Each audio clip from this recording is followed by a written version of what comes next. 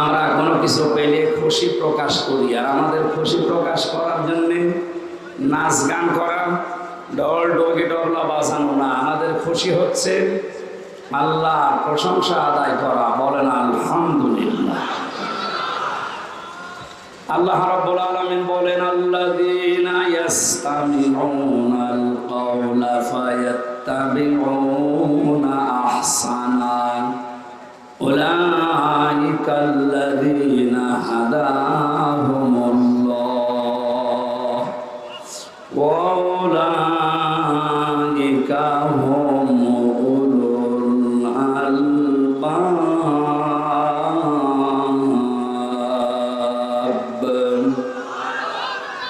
সূরা জুমারের 18 নম্বর আয়াতে আল্লাহ জানিয়েছেন, হে লালমনিরহাটবাসী যারা কোরআন শুনতে এসেছো, এর ভেতরে উত্তম যে কথাগুলো এগুলো তোমরা মেনে নিবা, অনুসরণ করবা, তাহলে আল্লাহ নিজে দায়িত্ব নিয়ে তোমাদেরকে হেদায়েতের উপরে পরিচালিত করবেন।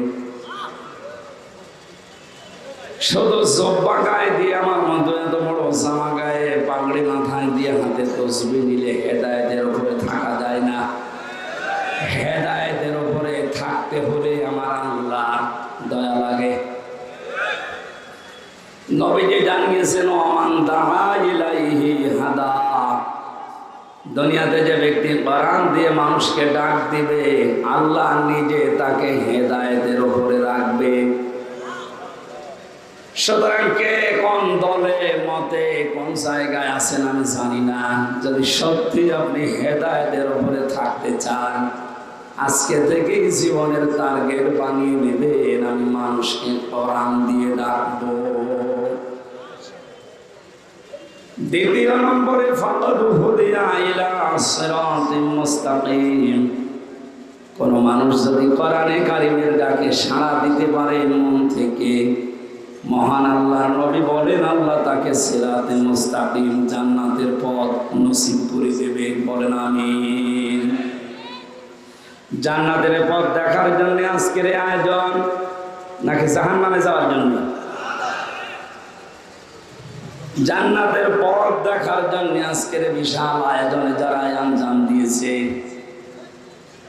কত মানুষ বিভিন্ন কায়দায় চেষ্টা চালিয়েছে, কত মানুষ এখনো পর্যন্ত ভলেন্টিয়ারের দায়িত্ব পালন করে শ্রম দিচ্ছে। যারাই কোরআনের আয়োজনের সাথে সম্পৃক্ত, এদেরকে যে মা পেটে নিয়েছে আল্লাহ যেন খাদিজার মতো বানিয়ে দেন। বলেন আমিন। দরুদ আর সালাম পড়ছে আমাদের নবী মুহাম্মদ রাসূলুল্লাহ সাল্লাল্লাহু আলাইহি ওয়াসাল্লামের প্রতি। নবীজি জানিয়েছেন, মান ক্বারাআল কুরআনা ফাস্তাযহারাহু। যে ব্যক্তি কোরআন পড়ে আর কোরআনকে বিজয় করার জন্য চেষ্টা চালায় দুনিয়াতে, আমাদের জীবনের মেন টার্গেট হওয়া দরকার এটা। কারণ আজ হোক কাল হোক আপনি এই দুনিয়ায় থাকবেন না, খুব বেশি হলেও আর 100 বছর পরে এই জায়গায় আমরা যারা আছি কেউ থাকবে? সব মাটির নিচে যাবে। নতুন মানুষ এসে এই জায়গা চাষ করবে। যদি বেঁচে থাকার গ্যারান্টি থাকতো যে কিয়ামত পর্যন্ত আপনার হায়াত আছে, তাহলে এই মাহফিলের দরকার তো ছিল না। আমি আরো নিষেধ করতাম যে এগুলো দরকার নেই, খাও দাও ফুর্তি করো, দুনিয়া কি মজা নেই। যেহেতু এই টার্গেট আমাদের, এই গ্যারান্টি আমাদের নেই। আমার এখন 33 বছর বয়স, আর খুব বেশি হলেও বাংলাদেশের গড় আয়ু অনুযায়ী আর নাই 33 বছর, খুব বেশি হলেও না আর 50 বছর। এরপরে আর আমি কি, এটা আমি নিজেও চিনতে পারবো না। এই জন্য আমাদের আসল জীবনের যেটা টার্গেট, চোখ বন্ধ হওয়ার পরে যেটা শুরু হচ্ছে ওটা আর কোনোদিন শেষ হবে না। ওই জীবনের জন্য আজকের এই অনুষ্ঠানটা যেন আল্লাহ আমাদের নাজাতের ওসিলা বানিয়ে দেয়।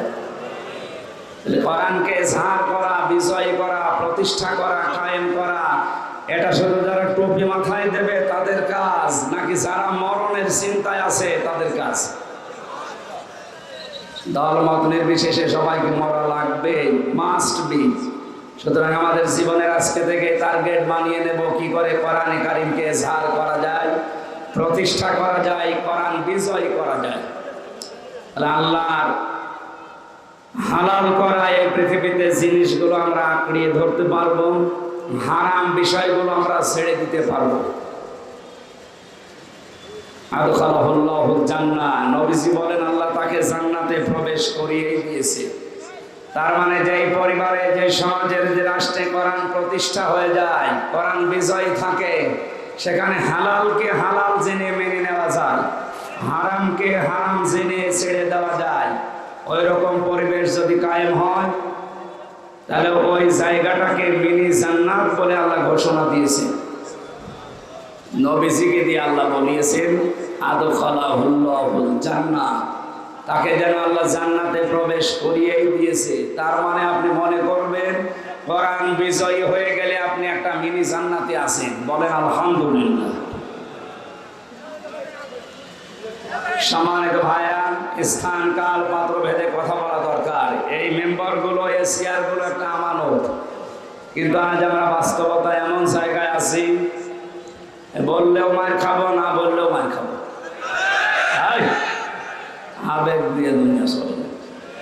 গত পরশু দিনে আমাদের মাননীয় প্রধানমন্ত্রীর বক্তব্য শুনেছেন। 14 দলের সাথে যে বৈঠক ছিল, ওনার শেষ কথাগুলো উনি আশঙ্কা করে বলছিলেন বাংলাদেশের চট্টগ্রামের কয়েকটা জেলা মায়ানমারের কিছু অংশ নিয়ে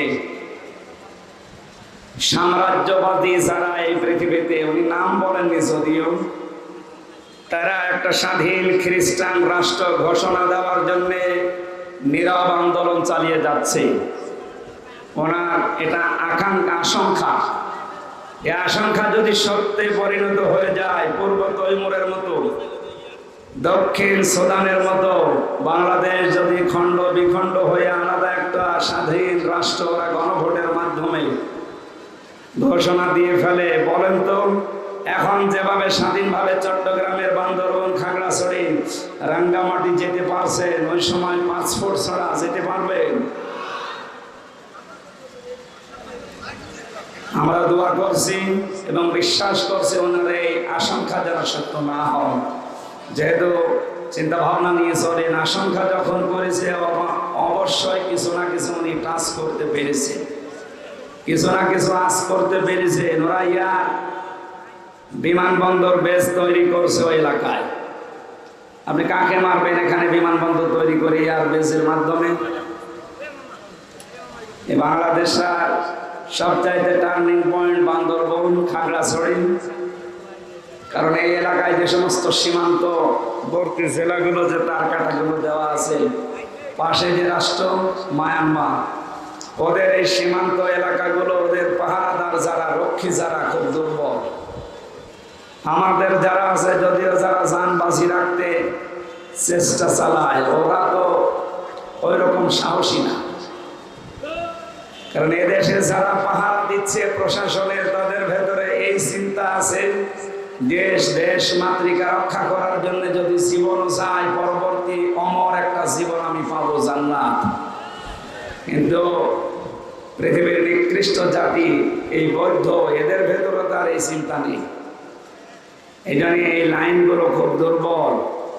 না জানি কোন অঘটন ওখানে একটা ঘটিয়ে ফেলে।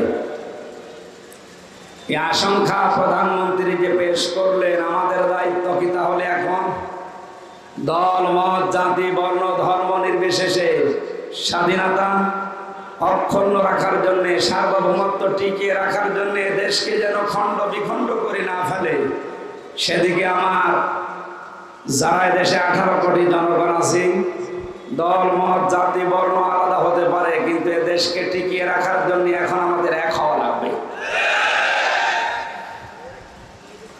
খ্রিস্টান মিশনারির মাধ্যমে, কাদিয়ানীদের মাধ্যমে বিভিন্ন কায়দা কৌশল করে আপনাদের এই লালমনিরহাট, কুড়িগ্রাম, এই 2-3টা জেলা, আর ওদিকে কক্সবাজার, রাঙ্গামাটি, বান্দরবন, খাগড়াছড়ি, এই 4-5টা, এরা বহু কাজ করছে নীরবে। যেহেতু 228টা রাষ্ট্র পৃথিবীতে, এখন আমরা মুসলমান মাত্র 57টা। কয়টা বলেন? 228টার কাছে আমরা কিছু না। ওরা গণভোটের মাধ্যমে যদি একবার পূর্ব তৈমুরের মতো, দক্ষিণ সুদানের মতো ঘোষণা দিয়ে ফেলে যে এটা আমাদের স্বাধীন খ্রিস্টান রাষ্ট্র, তখন মাথায় হাত দেওয়া ছাড়া কিন্তু কিছু করার থাকবে না। এই জন্য আমাদের প্রধানমন্ত্রীর এই আশঙ্কাকে আমরা সামনে রেখে যে যে দলে আছি ওখান থেকে নিজের জায়গা থেকে আমরা সচেতন হয়ে কাজ করার চেষ্টা চালাবো। আমি বাকি ডিপলি নিচে যে বলতে পারলাম না, যেন দুঃখিত। আল্লাহ আমাদের তৌফিক দিন, আমিন। আর রক্ষা করার জন্য সবচাইতে বড় মাধ্যম যেটা, আল্লাহর কোরআনকে বিজয় করায় দেশে। কোরআন বিজয় না থাকলে স্বাধীনতা থাকবে না। কথা বুঝতেছেন? কোরআন যদি বিজয় না থাকে আপনি স্বাধীনতা ধরে রাখতে পারবেন না। সূরা রদের এই 19 নম্বর আয়াত যেটা আমরা পড়েছি, আল্লাহ রাব্বুল আলামিন এই কথাগুলো আমাদেরকে তার ভাষণে জানিয়েছেন। আফামান ইয়ালামু আন্নামা উনজিলা ইলাইকা মির রাব্বিক, হে নবী আপনার রব আপনাকে যেটা দিয়েছেন তার নাম কোরআন। এই কোরআনকে যে সত্য বলে হক বলে বিশ্বাস করে জানে, আর যেটা এর উপরে বিশ্বাস করে না, অন্ধভাবে চলে এর উপরে, আপনি কি এই দুই দলের মানুষকে এক মনে করেন? কখনোই না। এই দুইটা দলের মানুষ কখনো এক না। ইন্নামা ইয়াতাযাক্কারু উলুল আলবাব, পৃথিবীতে বুদ্ধিমান যারা তারা আল্লাহর উপদেশ গ্রহণ করে থাকে। বলে সুবহানাল্লাহ। মাতৃভাষায় অর্থ বললাম, এবার আসেন আমরা ব্যাখ্যার দিকে যাচ্ছি। খুব অল্প সময় কথা বলবো, আপনারা একটু ধৈর্য ধরেন। খুব অল্প সময় কথা বলবো। আপনারা জানেন আমি 3টা বছর বন্দি জীবনে ছিলাম। ওখানে যে সমস্ত অভিজ্ঞতাগুলো 3 বছরে পেয়েছিলাম, ওর আলোকে 2টা বইও লিখেছিলাম। সবচাইতে বেশি জেলখানায় দেখেছি মাদক মামলা আর পারিবারিক কিছু মামলার আসামি বেশি।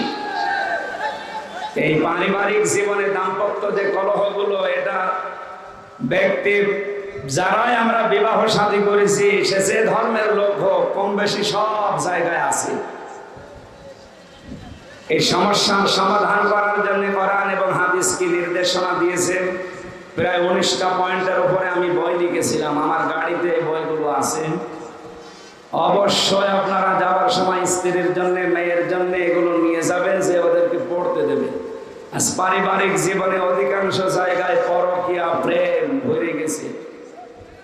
এই এলাকায় যদিও এগুলো এখনো শুরু হয়নি নাকি। সুতরাং এটা আপনার মেয়েকে, আপনার বউকে, আপনার মাকে, ফুফুকে, বোনকে এগুলো পড়াবে। আশা করছি আল্লাহ হেদায়েত দান করবে ইনশাআল্লাহ। কোরআনে কারিমের আয়াতে আল্লাহ আমাদেরকে ঘোষণা দিলেন, যারা আল্লাহর কোরআন বিশ্বাস করে আর যারা এর প্রতি অন্ধ আচরণ করে, হে নবী আমি আল্লাহ বলছি এরা কখনো সমান হবে না। আপনি যতই তাদেরকে সমান মনে করেন, ভালো মনে করেন না, এই দুই দলকে কখনো এক আপনি পাবেন না। লা ইয়াস্তাবি আসহাবুন নার ওয়া আসহাবুল জান্নাহ, আসহাবুল জান্নাতি হুমুল ফাইজুন। পরের আল্লাহু আকবার। সূরা হাশরের 20 নম্বর আয়াতে আল্লাহ বলেন, হে নবী যারা জাহান্নামী মানুষ আর যারা জান্নাতি মানুষ, এই মানুষগুলোর কর্মকাণ্ড কখনো কি সমান হবে? কখনোই না। জাহান্নামী মানুষ যারা, এদেরকে আপনি দেখবেন ইচ্ছায় অনিচ্ছায় এরা আল্লাহর বিরুদ্ধে, কোরআনের বিরুদ্ধে অবস্থান নেবে। আপনি যতই তাদের কানের কাছে মুখ নিয়ে ওয়াজ করেন না। হযরতে আদম আলাইহিস সালামের পৃষ্ঠদেশ থেকে যখন আল্লাহ পাক রূহগুলো বের করেছিলেন, আদম নবীর সামনে এভাবে ডান হাত মেলে ধরে বললেন, এই দেখেন এর ভেতরে লক্ষ লক্ষ আপনার সন্তান, এগুলো সব জান্নাতি। বাম হাত দিয়ে তিনি কিছু রূহ বের করে বললেন, এই দেখেন এগুলো আপনার সন্তান, এগুলো সব জাহান্নামী। প্রশ্ন আসতে পারে, তাহলে আমরা জান্নাতি না জাহান্নামী ওই দিনে তোর প্রমাণ হয়ে গেছে, এখন আর ভালো খারাপ কাজ করে করবো কি না। এই হাদিসের ব্যাখ্যায় মুহাদ্দিসের নাম লিখেছেন, হযরতে আদম নবীর পৃষ্ঠদেশ থেকে যখন আল্লাহ বের করেছিলেন রূহগুলো, ডান হাতের ভেতরে যারাই ছিল ওই মানুষগুলো কিয়ামত পর্যন্ত দুনিয়ায় আসবে, কিন্তু ওদেরকে দিয়ে ইচ্ছায় হোক অনিচ্ছায় আল্লাহ ভালো ভালো কাজ দুনিয়ায় করিয়ে নেবে। তাদের মন মানসিকতাগুলো এমন ভাবে আল্লাহ তৈরি করে দেবে। পৃথিবীতে এমনও মানুষ আমরা দেখতে পাই, রাত ৩টার সময় ঘুমিয়েছে, ৪:১৫ ফজরের আযান, মাত্র ১ ঘন্টা পরে তাকে ডাকবেন, জলদি করে উঠে ফজরের নামাজ আদায় করে আনন্দ পাবে। এরকম মানুষ নেই? এমনও মানুষ আমরা দেখতে পাই, রাত ৯টায় ঘুমিয়েছে, ফজরের আযানের পরে ওরে ডাক দিয়ে বলবেন নামাজ পড়েন, ও বলবে কি আমার ঘুমই হয়নি, আমার ডিস্টার্ব করলেন কেন? অথচ তার ঘুম হয়ে গেছে প্রায় ৮-৯ ঘন্টা। আপনার মন মানসিকতায় আল্লাহ পাল্টিয়ে দেবে। ভালো ভালো কাজ করার জন্য যে মন দরকার, যেরকম হৃদয় দরকার, আল্লাহ ওইটা তৈরি করে দেবে। এই আজকের অনুষ্ঠানটা তার বাস্তব প্রমাণ। যারা আদম নবীর ডান হাতের ভেতরে আল্লাহর কুদরতি হাতে ছিল, ওই মানুষগুলো আজকে কোরআনের পক্ষের মানুষ। আর যারা ওই দিন আল্লাহর কুদরতি হাতের বাম হাতে ছিল, যারা জাহান্নামী, তারা আজকের এই কোরআনের অনুষ্ঠানের বিরোধী। এছাড়া হাদিসের নাম ধরে বলা লাগে। এজন্য আপনি যদি জান্নাতি ওই হাতের ভেতরে থাকতে পারেন, অবশ্যই আপনাকে দিয়ে আল্লাহ ভালো ভালো কাজের আঞ্জাম দেওয়াবে। আমার মন লাগে না, আপনার মন তৈরি করাবে আল্লাহ। এমন এমন কাজ আপনাকে দিয়ে আল্লাহ দুনিয়াতে করিয়ে নেবে, যেটা আপনিও ভাবেননি যে না আমি আমার দ্বারা এটা হতে পারে। আজকের যিনি চেয়ারম্যান মোহাম্মদ আলী ভাই, মানে একটা কিডনি নষ্ট হয়ে গেছে, বাসে কি মরে উনি জানে না, কখন কি দুর্ঘটনা ঘটে যায়, কখন আল্লাহর ডাকে সাড়া দিয়ে চলে যাওয়া লাগে। আজকের এই অনুষ্ঠানটা হোক, এর পক্ষে যে অবদান রেখেছে, কোরআনে কারিমের ইজ্জতে আল্লাহ ওনার পেছনের অপরাধ যেন সব মাফ করে দেন। যারা না বুঝে কোরআন কারিম প্রচারে বাধা দিয়েছেন, আল্লাহ যেন তাদেরকে হেদায়েত দান করেন। আমার মনে হয় দোয়া করলেও কাজ হবে না, কারণ ওরা আল্লাহর কুদরতের বাম হাতের ভেতরে ছিল। এক কথা বলে না কেন? আমরা যারা ডান হাতের ভেতরে ছিলাম, তাদের দ্বারা দেখবেন ভালো ভালো কাজ দুনিয়াতে মানবতার পক্ষে, কোরআনের পক্ষে, আল্লাহর নির্দেশনা মতো কাজ আপনাকে দিয়ে আল্লাহ করিয়ে নেবে।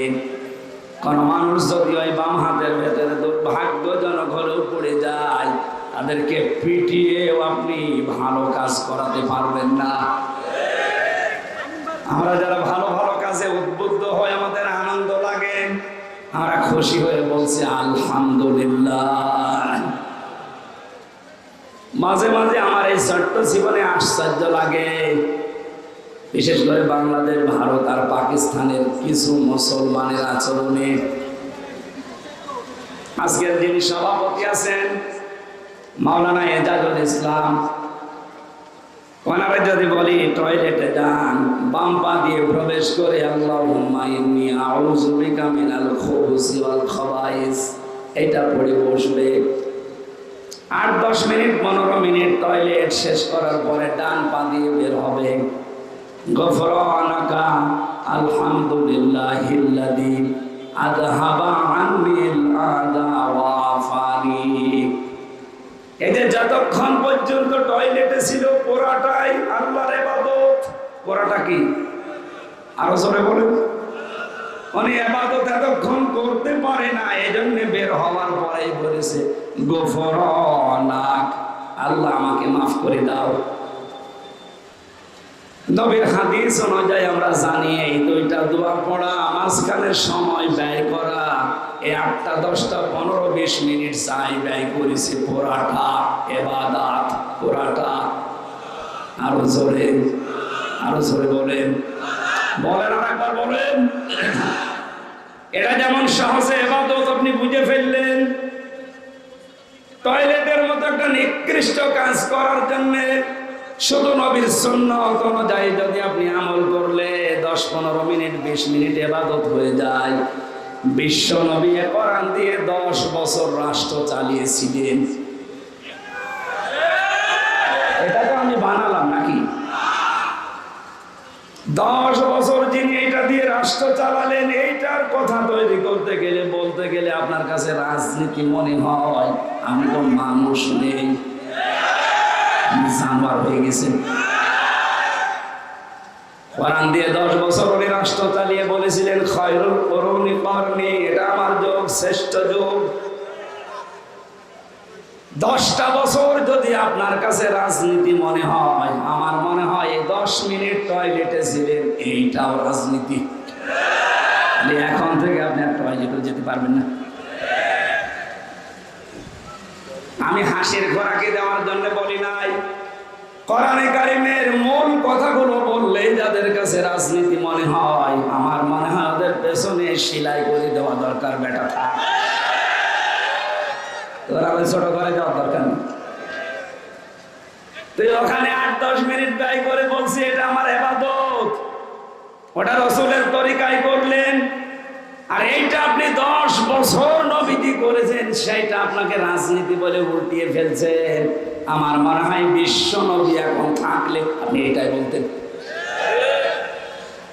এখানে কোরআনে কারিম যেটা বিশ্বাস করে আর যারা করে না, আল্লাহ বলেন নবী এরা সমান না।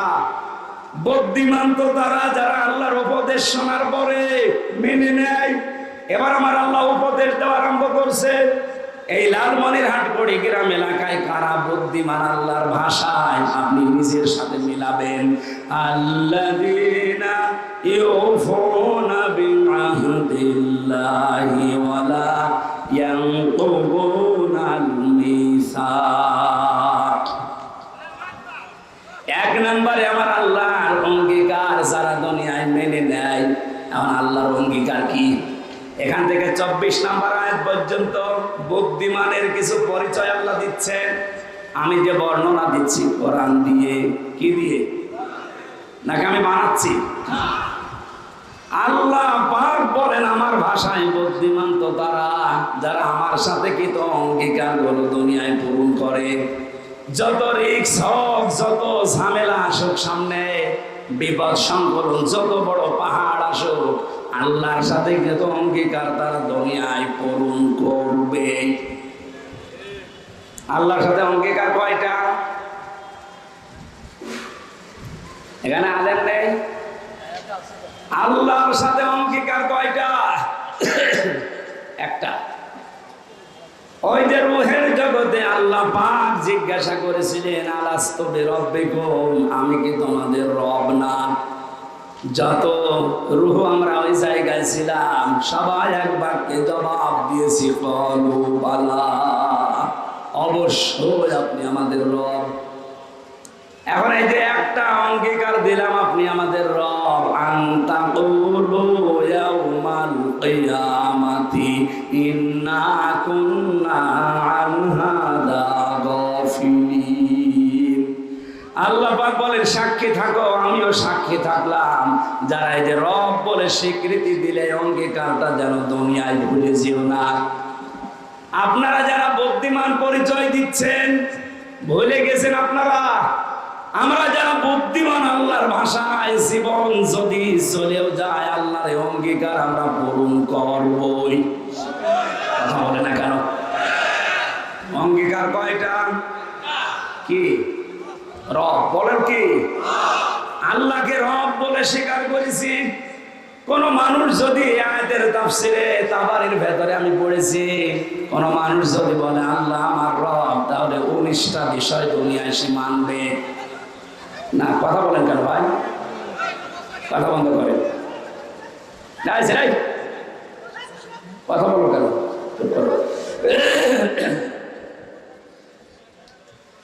আমার ভাইয়েরা 19টা বিষয় আপনি এবার একটা একটা করে মিলাবেন আপনার জীবনে আছে কিনা, আপনি আসলে আল্লাহর ভাষায় বুদ্ধিমান কিনা। যদি 19টা বিষয় আপনার জীবনে না থাকে, আপনি কিয়ামত পর্যন্ত হায়াত পেয়েছেন, 41 সাল পর্যন্ত ক্ষমতায় আছেন, তামাম বাংলাদেশের মালিক, তারপরও আপনি আল্লাহর ভাষায় নির্বুদ্ধিমান, আপনি নির্বোধ, আপনি পাগল, আপনি মাজনুন। আপনাকে বুদ্ধিমান হওয়ার জন্য আল্লাহর এই 19টা বিষয় দুনিয়ার প্র্যাকটিক্যাল লাইফে মিলাতে হবে। 1 নম্বরে রব মানে লালন পালনকারী। রব মানে কি? উনি যে আমাকে লালন পালন করতে পারে, বিশ্বাস আমাদের রবের উপরে আছে। এখানে 100 জনের 98 জনের ভেতরে বিশ্বাস নেই। আমরা অনেকেই মনে করি আমাদের লালন পালন, আমাদের খাওয়ার দায়িত্ব, আমার ব্যবসা, আমার চাকরির, আমার জমি জায়গা, একটা বলে না। এই বিশ্বাস যেন আল্লাহর উপরে তৈরি হয়, এই জন্য এটাই মাহফিলটা দেওয়া। তাছাড়া সেই কুষ্টিয়া থেকে এখানে এসে আমি ভোটে দাঁড়াচ্ছি না, আর ভোটে দাঁড়ানোর সম্ভাবনা নেই। আমি চাই যে আমাদের মনের ভেতরে এরকম কোনো যদি উল্টাপাল্টা থাকে, আমরা যেন 19টা বিষয় মেনে নিয়ে মিলাতে পারি। বলেন ঠিক কিনা? আজকে থেকে আমরা যারা আল্লাহকে রব বলে মানি, তামাম দুনিয়া একদিকে হয়ে গেলেও আমার রিস্কের দায়িত্ব যার, উনি আমার ব্যবসা ছাড়া, চাকরি ছাড়া, জমি ছাড়া অবশ্যই উনি লালন পালন করছেন। মায়ের পেট থেকে আরম্ভ করেছেন, এখনো করছেন, কিয়ামত পর্যন্ত হায়াত পেলে উনি করবেন। এটা আমার প্র্যাকটিক্যাল লাইফে নিয়ে আসা দরকার, বিশ্বাস সহ। নবীজি জানিয়েছেন, মানুষ যখন মায়ের পেটের ভেতরে বাবার স্ফলিঙ্গ দিয়ে দ্রুত গতিতে নাপাক পানিটা যখন মায়ের রেহেমের ভেতরে পড়ে, এটা দিয়ে আমার আল্লাহ কমপক্ষে 4টা জিনিস তৈরি করেন: চুল, রগ, হাড় আর পর্দা। মায়ের রেহেমের ভেতরে যে নাপাক পানিটা ছিল, ওটা দিয়ে আল্লাহ 4টা জিনিস আরো বানিয়েছে: রক্ত, গোশত, চর্বি আর চামড়া। 8টা জিনিস এক হয়। 40 দিন এভাবে করে করে যখন 6 মাস হয়ে যায়, আল্লাহ পাক বলেন, আমার এই রব নামের খাতিরে আমি আল্লাহ 5টা জিনিস তোকে দান করি। এই তথ্যটা আছে সূরা নাহাল 14 নম্বর পারা, 14 নম্বর পৃষ্ঠা, 13 নম্বর লাইনের 78 নম্বর আয়াতের শেষের দিকে আছে। এটা তাফসিরে ফি জিলালিল কোরআনে পাবেন। وَجَعَلَ لَكُمُ السَّمْعَ وَالْأَبْصَارَ وَالْأَفْئِدَةَ ইলা আখিরি আয়াত। লালমনির হাটের মানুষেরা, আল্লাহ রব নামের কারণে মায়ের পেটের ভেতরে 5টা জিনিস স্পেশাল ভাবে দিয়েছেন। কোন নামের কারণে? আরো জোরে বলেন বলেন। শ্রবণ শক্তি, দর্শন শক্তি, বাক শক্তি, আকেল শক্তি আর ঘ্রাণ শক্তি। এই 5টার একটাও যদি আল্লাহ কম দিত, আপনি দুনিয়ায় আসতেন কিন্তু অপূর্ণাঙ্গ হয়ে, পূর্ণাঙ্গ কেউ বলতো না। যদি আপনাকে চোখ আল্লাহ না দিত, দর্শন শক্তি, তাহলে মানুষ আপনাকে কানা বলে ডাকতো। কথা বলেন না কেন? যদি আকেল শক্তি না দিত আপনাকে আল্লাহ, দুনিয়ার মানুষ আপনাকে পাগল বলে ডাকতো। যদি বাক শক্তি না দিত, মানুষ আপনাকে বোবা বলে গালি দিত, ডাকতো বোবা বলে।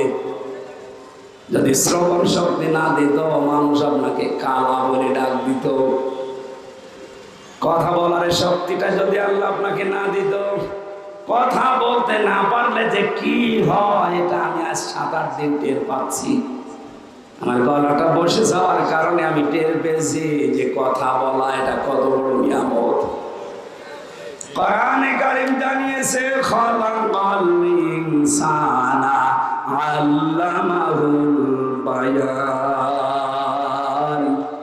মানুষ বানিয়েছে আমি, আর মানুষকে কথা বলার যোগ্যতা দিয়েছে আমি আল্লাহ। বিজ্ঞানী আয়াত নিয়ে প্রমাণ করেছে মানুষে কথা বলতে পারে। এর এই যে কয়েক ইঞ্চি জায়গায় কণ্ঠস্বর, এখানে 27টা স্তর পান করার পর একটা কথা তৈরি হয়। আমার হয়তো 27টার ভেতরে কিছু স্তর দুর্বল হয়ে গেছে, এজন্য আমার কথা বের হচ্ছে না। তাও তো আজকে একটু ছেড়ে গেছে গলাটা। গত কয়েকদিন আমি টেকনাফে ছিলাম, ওখানে যে অবস্থায় কথা বলেছি ওই রকম থাকলে এখানে আমি আজকে আসতাম না, এত কঠিন অবস্থা ছিল। আপনি বলেন আমার আল্লাহ পাক যদি কথা বলার এই শক্তিটা এখনো কেড়ে নেয় না, উনি পারে না? বলেন বলেন, উনি যদি এটা কেড়ে নিয়ে বলে তো আমি আরে আর দেবো না, যা তুই যতদিন বেঁচে আছিস বোবা থাকবে, কথা বলতে পারবি না।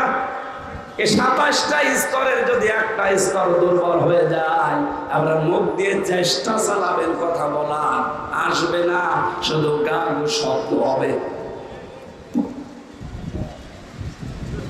আল্লাহ পাক বলেন 8, 5, 13টা জিনিস যখন এক হয়ে যায় তখন এর আকৃতি বানায় মায়ের পেটে, আমি এটা ছেলে হবে না মেয়ে হবে, ছেলে মেয়ে যেটাই হোক আমি আল্লাহর সিদ্ধান্ত অনুযায়ী হয়। এরপরে খাবারের উদ্রেক দেখা দেয়, ক্ষুধা লাগে।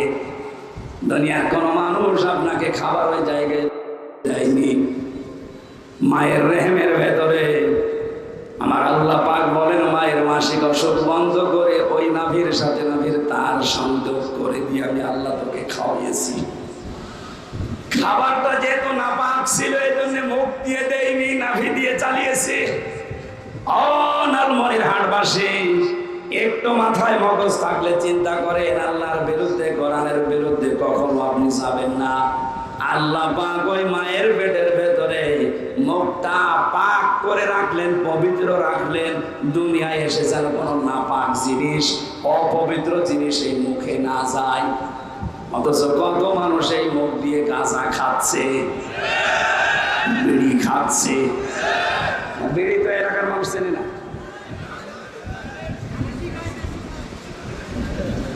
কত মানুষ মানুষের সম্পদ আত্মসাৎ করে ফাঁকি দিয়ে মিথ্যা মামলা দিয়ে টাকা পয়সা কামাই করে খাচ্ছে।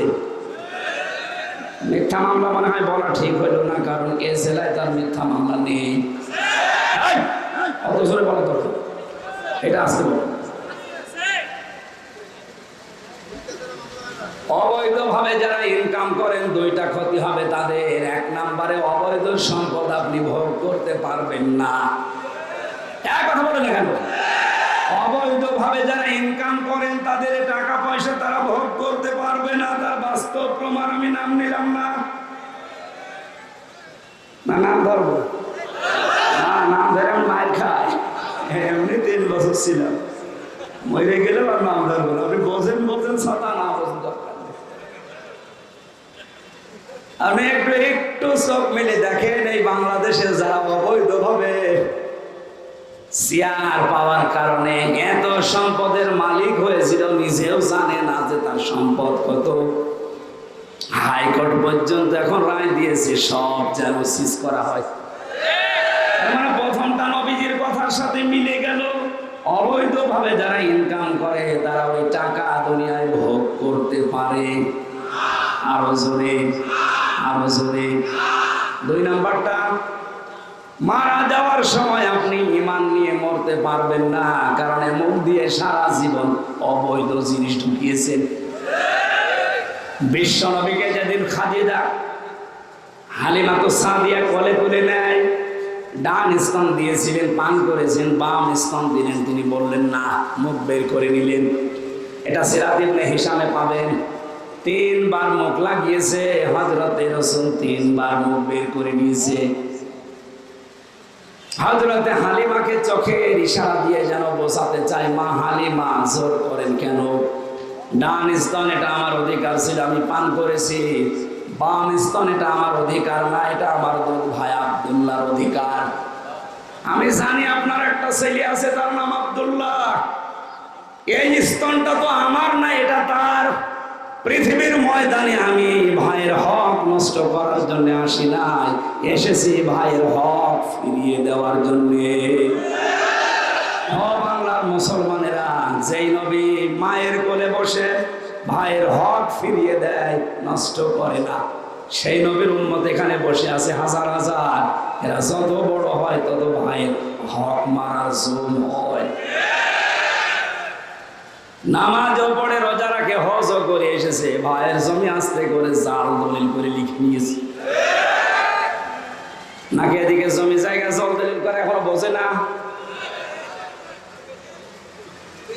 যারা অবৈধভাবে এভাবে ইনকাম করে খাচ্ছেন, এখন আপনি থামবেন আশা করছি, কারণ আপনার অবৈধ জিনিস আপনি ভোগ করতে পারবেন। আপনি তো দেখতেই পাচ্ছেন। এই কথা বলে না কেন? কিছুদিন আগে গিয়েছিলাম রাঙ্গাবালি পটুয়াখালী। ওখানে যিনি দায়িত্বে ছিল শুনলাম ৯,৫৯৫ বিঘা জমির মালিক উনি। আরে ভাই, একজন যদি ৯,৫৯৫ বিঘা জমির মালিক হয় তো ওই এলাকায় আর জমি থাকে? অথচ ওনার 10 বছর আগেও জমি ছিল মাত্র ৭.৫ বিঘা। এখান থেকে যদি আলাউদ্দিনের চেরাগের মতো এত বেশি তৈরি হয়, বলেন আপনি বাস্তবতায় এই লোকটা মারা যাওয়ার পর অত ইমান নিয়ে মরতে পারবে না, বেঈমান হয়ে মরবে। ওই যে ৯,৫৯৫ বিঘা জমিও কোনোদিন ভোগ করার হায়াত পাবে। কি হলো? দুইটা মারা যাওয়ার সময় ইমান পেলেন না, ভোগও করে যেতে পারলেন না। মরণের পরে আপনার জমি তখন কি হবে? আপনার ছেলে, আপনার মেয়ে, আপনার বউ, আপনার দলের লোক, আপনার আত্মীয় স্বজন এইগুলো তখন অবৈধ কাজে ব্যয় করবে, আর ফ্ল্যাক্সি লোড হয়ে বিকাশ হয়ে নগদ হয়ে আপনার কবরে যাবে। যদি বলেন হুজুর আমার নগদ নাম্বার খোলা নেই, এমনি ভুলে যাবে, আর খোলা লাগবে? আমরা যারা বুদ্ধিমান তাদের কয়টা কাজের কথা বললাম দুনিয়ায়? 19টা। বলেন কয়টা? 1 নম্বরে আল্লাহকে লালন পালনকারী হিসাবে আমরা মেনে নেব, আজকে থেকে বিশ্বাস করে কর্মজীবন প্র্যাকটিক্যাল লাইফে এটা মিলাবো। 2 নম্বরে রব মানে আইন দাতা। রব মানে আফসোস লাগে না একবারও? 51 বছর দেশটা স্বাধীন হয়ে গেল। 51টা বছরে 96 ভাগ মুসলমান আমরা এই দেশে বাস করছি। আজও পর্যন্ত রবের একটা আইন এই দেশে কায়েম হলো না। আপনি কি জবাব দেবেন? এটা বললে আপনার কাছে যদি রাজনীতি মনে হয়, কবরে যাবেন, ফেরেশতা জিজ্ঞাসা করবে মার রব্বুকা, যে বলবেন আল্লাহ। এই বাঙালি দাঁড়া, রব মানে আল্লাহ একবারে বলে ফেললে রবের প্রথম অর্থ কি? লালন পালনকারী। 2 নম্বর অর্থ কি? আইনদাতা। তোর পরিবার, সমাজ, রাষ্ট্রে আল্লাহর কোন আইন ছিল বল? বলতে পারবেন না। মগু যেটা নিয়ে এসেছিল ওটা মাটিতে পড়বে না, আপনার পিঠের উপর পড়বে। আমি তো আপনাকে বাঁচাতে চাচ্ছি, আর আপনি আমাকে শত্রু মনে করেন। আরে ভাই, এই কথাগুলো না বলে আমি যদি এখন মাছের কাহিনী আরম্ভ করতাম তাও আপনি শুনতেন, সাপের কাহিনী আরম্ভ করতাম তাও আপনি শুনতেন, কিন্তু এই যে মেম্বার, এই যে চেয়ারের হক আদায় হতো না। আমি আপনাকে বাঁচাতে চাচ্ছি, কোরআনের চোখ লাগিয়ে দেখতে পাচ্ছি আপনি নির্বোধ। আল্লাহর ভাষায় আপনি নির্বোধ, আপনি পাগল, আপনি বুদ্ধিমান হতে পারছেন না। আমাদেরকে যারা নির্বুদ্ধিমান বলেন, নির্বোধ বলে ডাকেন, আমরা আল্লাহর কাছে বুদ্ধিমান। আমাদের এই ছোট্ট জীবন দিয়ে বিশাল আখিরাতের জীবন আমরা অলরেডি ক্রয় করে ফেলেছি। এক কথা বলবেন না?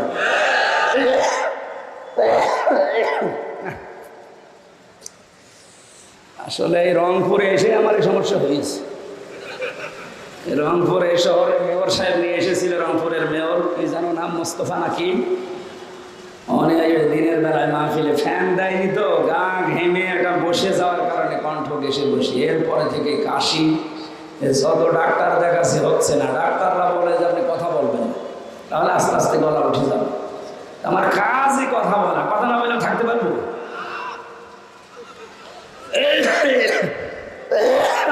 আসরের নামাজ কয়টা? 5:15। আমারে আরো একটু আগে তুললে ভালো হতো, 3টার দিকে যদি তুলে দিতে। আরে ভাই, এটা তো যা করছি এটার তুলনায় আরো গুরুত্বপূর্ণ ফরজ বিধান আমাদের নামাজ। 1 ওয়াক্ত নামাজ বাতিল হয়ে গেলে শেষে 7,000 বছর জাহান্নামে থাকা। ওইটা তো কি করবেন, নামাজ পড়ে শুরু করবো নাকি?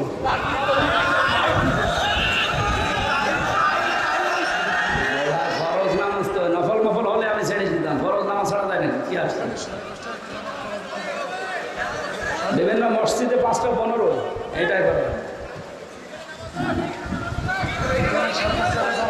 5টা-15 নামাজ হচ্ছে আশপাশের মসজিদগুলোতে। আওয়াজ গেলে নামাজের ক্ষতি হলে শেষে গুনাহ হয়ে যাবে। না না, আরেকটু আগে না তুলে দিয়ে, সব তো কমপ্লিটই ছিল। আরো ঘন্টা খানিক আগে তুলে দিলে আমরা এই আয়াতগুলো পুরাটা শেষ করতে পারতাম। তাফসীরুল কোরআন মাহফিল লিখেছেন, তাফসীর করতে হলে তো সময় লাগে, এই 1-2 কথা বোঝানো যায়। আপনারা যাওয়ার সময় এই পেছনে যে বইটা আছে অবশ্যই নিয়ে মেয়েকে আগে পড়াবেন, নিজের বউকে পড়াবেন যারা পরকীয়া প্রেমে আসক্ত। 128 পৃষ্ঠা লিখেছিলাম কোরআন আর হাদিসের 19টা পয়েন্ট দিয়ে। আল্লাহ আমাদেরকে মেনে নেওয়ার 5:30টায় জামাত হবে। আমরা আয়াত শেষ করব। সুবহানাল্লাহ আলহামদুলিল্লাহ লা ইলাহা ইল্লাল্লাহ। না, সুবহানাল্লাহ আলহামদুলিল্লাহ লা ইলাহা ইল্লাল্লাহ। সুবহানাল্লাহ আলহামদুলিল্লাহ।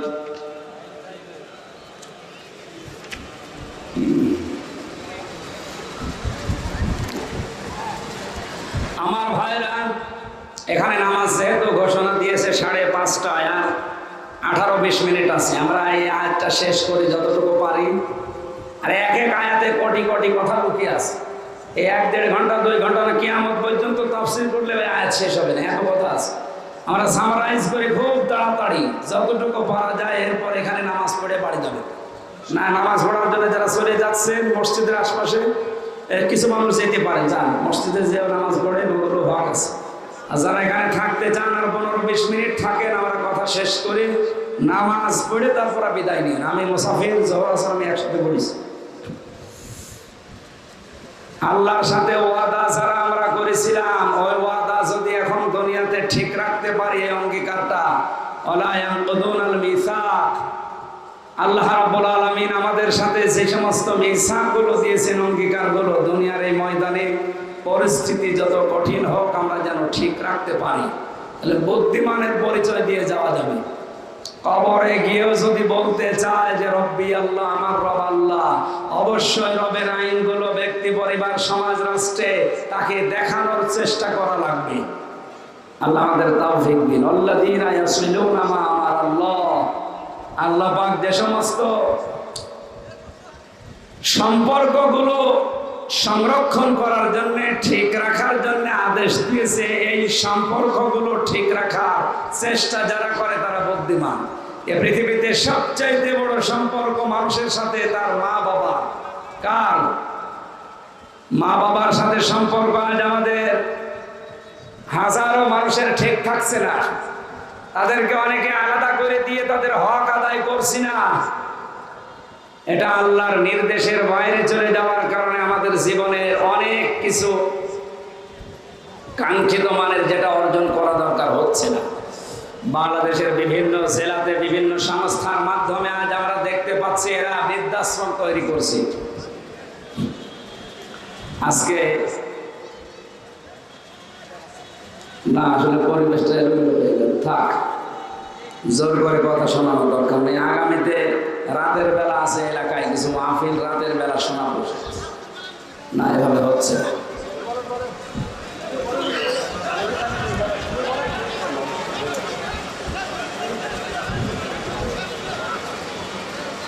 মানুষের সাথে তার সম্পর্ক রক্তের, যেটা তার মা বাবা, তার বোন, তার ভাই, তার চাচা, তার ফুফু, যদিও শব্দগুলো ছোট ছোট মনে হচ্ছে, তা আমাদের উচিত বুদ্ধিমান যদি আমরা হতে চাই, এই সম্পর্কগুলো যেন দুনিয়ায় ঠিক থাকে। নামাজ পড়া, রোজা রাখার মতোই নিকট আত্মীয় রক্তের সম্পর্ক যাদের সাথে আছে, এই সম্পর্ক অটুট রাখা ওই রকম ফরজ। আল্লাহ আমাকে সহ প্রত্যেককে এটা আমল করার তৌফিক দাও, বলেন আমিন।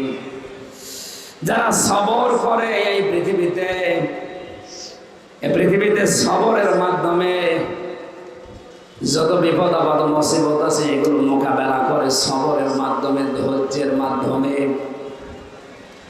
ওমান সালাহা মিন আবাইহিম ওয়া আজওয়াজিহিম ওয়া যুররিয়াতিহিম ওয়াল মালাইকাতু ইয়াদখুলুনা মিন কুল্লি বাব। রব্বুল আলামিন বলেন, এই বুদ্ধিমান মানুষগুলোকে কিয়ামতের দিন আমি আল্লাহ তার সন্তানাদি, তার মা বাবা, তার স্ত্রী পুত্র এদের সাথে একত্রে জান্নাতে পাঠাবো। জান্নাতের প্রতিটা দরজা দিয়ে ফেরেশতারা তাদের ওয়েলকাম জানাবে। সরে বলেন আমিন। জান্নাতু আদনিন ইয়াদখুলুনাহা। আজকে আপনারা একটা গেট বানিয়েছেন। কোন মানুষ যদি বুদ্ধিমানের পরিচয় দিয়ে আল্লাহর এই ওয়াজগুলো, উপদেশগুলো, নসিহতগুলো দুনিয়ার এই ছোট্ট জীবনে মেনে নিতে পারে, মহান আল্লাহ এই বুদ্ধিমান মানুষদের জন্য কমপক্ষে ৭০,০০০ এর চাইতে সুন্দর গেট বানাবেন। প্রতিটি গেটে যাওয়ার পরেই ফেরেশতারা আগে সালাম জানাবে। ওয়াসিকাল্লাযীনা তাকাউ রাব্বাহুম ইলাল জান্নাতি যুমারা হাত্তা ইযা জাউহা ওয়া ফুতিহাত আবওয়াবুহা ওয়া ক্বাল। আল্লাহ পাক বলেন, রবকে ভয় করে দুনিয়ার জীবন যারা চালিয়েছে, ফেরেশতারা তাদেরকে ধাক্কা দিতে দিতে এই গেটগুলো পার করে জান্নাতে নিয়ে যাবে। জান্নাতে যাওয়ার মেন গেটে পৌঁছানোর আগে মেন গেট খোলা থাকবে। জোরে বলেন সুবহানাল্লাহ। আমি জেলখানায় যাওয়ার পরে আয়াতটা খুব বেশি ভালো করে আয়ত্ত করতে পেরেছি। জেলখানার দরজা যেটা মেন, দেখবেন ২৪ ঘন্টা তালা লাগানো থাকে। যখন কেউ প্রবেশ করে ঢুকিয়ে নেয়, এরপরে তালা লাগিয়ে দেয়। জাহান্নামের দরজা ঠিক আল্লাহ পাক জানিয়েছেন, ওয়াসিকাল্লাযীনা তাকাউ রাব্বাহুম ওয়াসিকাল্লাযীনা কাফারু ইলা জাহান্নামা যুমারা হাত্তা ইযা জাউহা ফুতিহাত আবওয়াবুহা ওয়া ক্বাল। জাহান্নামের দরজায় যাওয়ার সঙ্গে সঙ্গে প্রবেশ করে আবার তালা লাগিয়ে দেবে ফেরেশতা মালিক। আর জান্নাতের কথা এই বুদ্ধিমানের পক্ষে বলার সঙ্গে সঙ্গে আল্লাহ জানিয়েছেন, জান্নাতে যাওয়ার আগে জান্নাতের মেন দরজা আল্লাহ খুলে রেখে দেবেন। জাহান্নামকে দুনিয়ার জেলখানার সাথে একটা তুলনা দেওয়া যায় যে ২৪ ঘন্টা দরজা আটক থাকে, বন্ধ থাকে। আর যারা বুদ্ধিমান এদের জন্য আল্লাহ জান্নাতের যে দরজা, একটা দুইটা না, ৭০,০০০। এ দরজায় প্রবেশ করার আগেই দেখবে এ দরজার কাছে যেতে দরজা খুলে দেওয়া আছে। ফেরেশতারা অভ্যর্থনা জানানোর জন্য কার্পেট বিছিয়ে দিয়ে মানুষকে জান্নাতে এগিয়ে নেওয়ার জন্য আসবে। সালামুন আলাইকুম তিবতুম ফাদখুলুহা খালিদিন। সালাম আর সান্ত্বনা দিয়ে ফেরেশতারা এই জান্নাতের ভেতরে প্রবেশ করিয়ে বলবে, চিরদিন এখানে থাকো, কোনোদিন আল্লাহ তোমাদেরকে এই সুখের জায়গা থেকে বের করে দেবে না। লালমনিরহাটবাসী মানুষের জীবনের আসল সফলতা কিন্তু এইটা। আমরা জানি আল্লাহর এই ৭০,০০০ যে তরুণ গেট বানানো আছে, এই গেটের সর্বশেষ যেটা মেন গেট, এই গেট দিয়ে প্রবেশ করার সঙ্গে সঙ্গে কোনোদিন আল্লাহ আমাদের আর জান্নাত থেকে বের করে না দেন। ফামান যুহজিহা আনিন নার ওয়া উদখিলাল জান্নাতা ফাকাদ ফাজ। মানুষের জীবন তো সফল ওই লোকটা যাকে আল্লাহ জাহান্নামের আগুন থেকে মুক্ত করে জান্নাতি বলে ঘোষণা দিয়ে দিয়েছে। আল্লাহ আমাদের জীবনে এরকম কিছু যেন অপেক্ষা করছে, সেটা তৌফিক দেন, বলেন আমিন। যুবক বন্ধুরা, যুবতী বোনেরা যারা আছেন, মোবাইল যাদের হাতে আছে, এটা হয় আপনার জান্নাত না এটা জাহান্নাম কামাই করার স্থান। এটা এমন কোনো কাজে ব্যবহার করা যাবে না যেন আমার জন্য জাহান্নাম ওয়াজিব হয়ে যায়। এটা এমন এমন কাজে লাইক দেবেন, শেয়ার করবেন, কমেন্ট লাগাবেন, যেটার দ্বারা আমার যাওয়ার বড় সাদগায়ে জারিয়ার সওয়াব হতেই থাকে। আপনি একটা হাদিস পোস্ট করে বলবেন লাইক দেন, ওটা শেয়ার দেন, ওটা কমেন্ট করেন। যত মানুষ এটা শেয়ার দেবে, যত মানুষ এটা লাইক মারবে, আপনি যদি কবরেও চলে যান কিয়ামত পর্যন্ত সওয়াব পেতেই থাকবেন। হযরত আইয়ুব আলাইহিস সালাম যে বিপদে পড়েছিলেন, এই যে লাইক দেওয়া, শেয়ার করা, এই শব্দটা আইয়ুব আলাইহিস সালামের জীবন থেকে নেওয়া। ফাস্তাজাবনা লাহু ফানাজ্জাইনাহু, আল্লাহ পাক বলেন আমি আল্লাহ আইয়ুবের ডাকে সাড়া দিয়েছিলাম, তার মানে তাকে আমি লাইক করেছিলাম, তার জীবন থেকে দূর করে দিয়েছিলাম। এটা আমি শেয়ার করে জানিয়ে দিয়েছিলাম যে তোমার জীবনের নিয়ামতগুলো আমি আবার ফিরিয়ে দিলাম। ফেসবুক যারা ব্যবহার করছেন, এটা আপনার ভালো কাজের মন্দ কাজের সহায়ক। এমবি যদি আপনি 100 টাকার এমবি বা জিবি কেনেন, এটা যদি ভালো ভালো কাজে ব্যয় করতে পারেন, মনে করবেন পুরা জিবিটা আমি আল্লাহর রাস্তায় দান করলাম। আর ওটা যদি উলঙ্গ নাচ দেখে, উল্টা পাল্টা জিনিস দেখে কেউ ব্যয় করে, সে যেন বিশ্বাস করে নেয় যে এটা তার জাহান্নামে যাওয়ার জন্য যথেষ্ট হয়ে গেল। আল্লাহ আমি সব যারা এগুলো ব্যবহার করি, তোমার ইসলামের জন্য, দ্বীনের জন্য, মানবতার জন্য ব্যয় করা তৌফিক দাও, বলেন আমিন। বারাকাল্লাহু লানা ওয়া লাকুম ফিল কোরআনিল আযীম, আল্লাহুম্মা আমিন। লা ইলাহা ইল্লা আনতা সুবহানাক ইন্নী কুনতু মিনাজ জালিমিন। লা ইলাহা ইল্লা আনতা সুবহানাক ইন্নী কুনতু মিনাজ জালিমিন। ফাস্তাজাবনা লাহু ওয়া নাজ্জাইনাহু মিনাল গাম্মি ওয়া কাযালিকা নুনজিল মুমিনিন। রব্বুল আলামিন বড় আশা নিয়ে প্রচন্ড এই গরমে বাড়ি থেকে বের হওয়া এখন নিষিদ্ধ, তারপরও কোরআনের আকর্ষণে আমরা এসেছি। যেভাবে কষ্ট স্বীকার করেছে এই লালমনিরহাটের মানুষগুলো, এদেরকে তুমি মেহেরবানি করে ওমরের মতো হেদায়েত দিয়ে দাও। রব্বুল আলামিন মাহফিলের আয়োজন করতে গিয়ে তোমার যে যুবক বান্দারা শ্রম দিয়েছে, যে যেই নিয়তে শ্রম দিয়েছে, তার ওই নিয়তকে তুমি সাকসেস করে দাও। আজকে রফিক নামে তোমার এক বান্দা দেখা করেছে, 10 বছর বিয়ে হয়েছে, সন্তান হয় না। রব্বি হাবলি মিনাস সালিহিন, তোমার এই গোলামকে একটা সন্তান দিয়ে আল্লাহ তুমি ধন্য করে দাও। মাহফিলের প্রধান অতিথি মাননীয় এমপি নুরুজ্জামান আহমেদ, আল্লাহ অসুস্থ, শেফায়ে কামিলা আজেলা নসিব করো। আল্লাহ বিশেষ অতিথি মতিয়ার রহমান সাহেব এবং আমাদের সম্মানিত চেয়ারম্যান মোহাম্মদ আলী ভাই অসুস্থতার একটা কিডনি নষ্ট হয়ে গেছে, আল্লাহ তাকে শেফায়ে কামিলা আজেলা দান করো। যতদিন তুমি হায়াত দিয়েছো, সুস্থতাপূর্ণ হায়াত দিয়ে দাও, তার হায়াতটা পবিত্র বানিয়ে দাও। সম্মানিত মা বোনেরা পর্দার আড়ালে বসে আছে, খাদিজার মতো, আয়েশার মতো এদেরকে বানিয়ে দাও। প্রশাসনের যে ভাইরা আজকে দায়িত্ব পালন করেছে, আল্লাহ এদের উপরে তোমার রহমত নাযিল করো।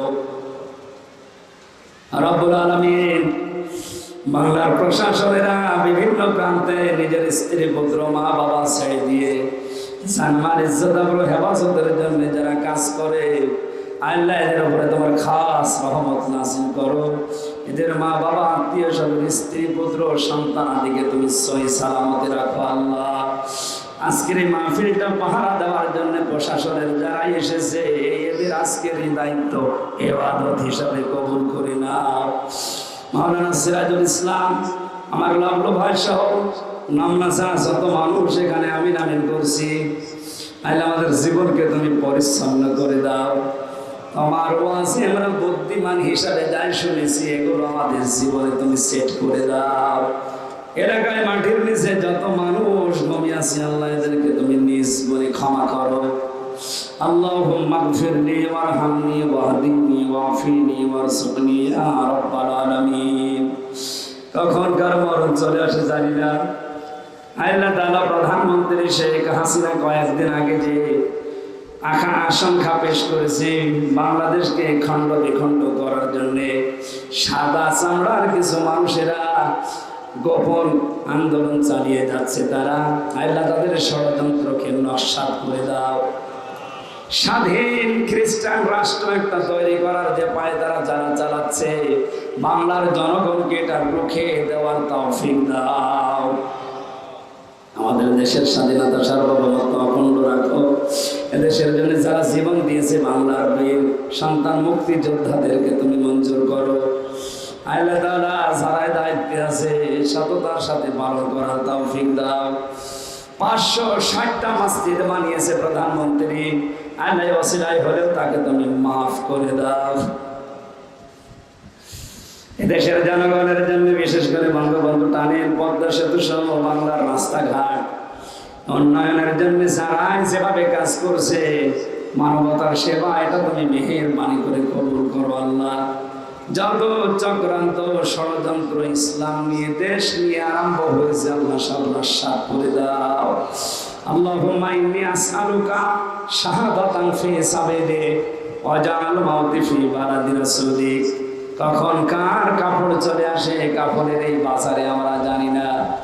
মরণটা আসার সঙ্গে সঙ্গে যেন পড়ি লা ইলাহা ইল্লাল্লাহু মুহাম্মাদুর রাসূলুল্লাহ। আসসালামু আলাইকুম।